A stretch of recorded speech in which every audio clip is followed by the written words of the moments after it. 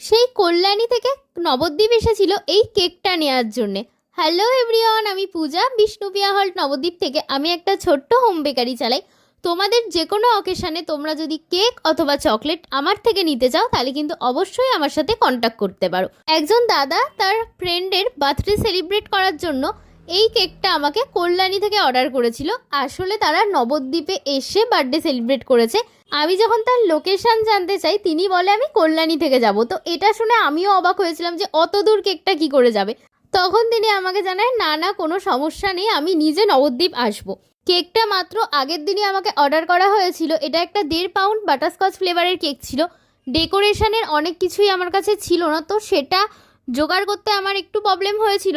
কিন্তু কেক নিয়ে যাওয়ার পর রাত্রেবেলা ক্লায়েন্ট আমাকে কল করে জানায় যে কেকের ডেকোরেশনটা নাকি একদম তার মনের মতো হয়েছে, কালারটাও ঠিকঠাক ছিল, অ্যান্ড কেকের টেস্টও নাকি তাদের সকলের খুব ভালো লেগেছে। কেকের ফাইনাল লুকটা যদি তোমাদের ভালো লাগে তাহলে অবশ্যই কিন্তু ভিডিওটায় লাইক, কমেন্ট অ্যান্ড শেয়ার করে দিও।